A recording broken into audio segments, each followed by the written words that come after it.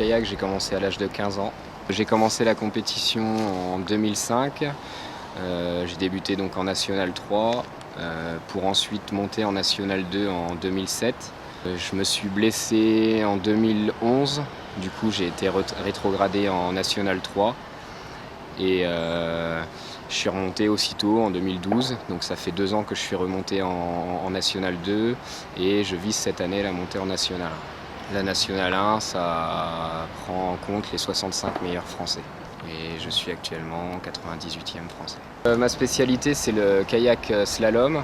Donc le kayak slalom, c'est une embarcation où on est assis à l'intérieur et qu'on utilise une pagaie double. La particularité du slalom, c'est qu'on va tourner dans des portes, donc le bateau est plus à plat que les bateaux de vitesse pour pouvoir gagner en vitesse dans les rotations. Et c'est une épreuve qui dure environ 1 minute 30 avec 18 à 25 portes à franchir. Les vertes sont à franchir dans le sens de la descente, alors que les rouges sont à franchir dans le sens de la remontée. On appelle ça des portes stop.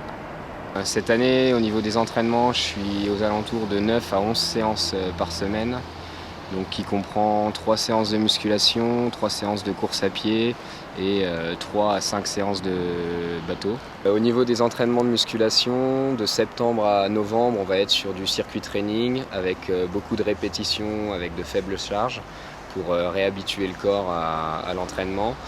Et au mois de décembre, janvier, février, on passe sur du plus lourd avec beaucoup moins de répétitions, qu'on appelle de la force-puissance. Donc c'est des séances du type 6 fois 10 répétitions à 80 kg avec 3 minutes de récupération entre chaque série. Au niveau des entraînements sur l'eau, c'est le même principe. On va faire un gros cycle d'endurance de septembre jusqu'à novembre. Ensuite, on va commencer à travailler beaucoup plus en puissance et avec des freins. Donc on va mettre des élastiques autour du kayak pour gagner en force et en puissance au niveau des bras. Pour ensuite, au mois de février, passer sur de la vitesse pour se préparer à l'effort de compétition. Cette année, il y a une particularité, c'est que je travaille sur Nogent-sur-Seine. Donc le club m'a permis d'emmener un kayak pour m'entraîner là-bas. Donc c'est un peu difficile parce que je m'entraîne tout seul, je suis souvent seul sur l'eau.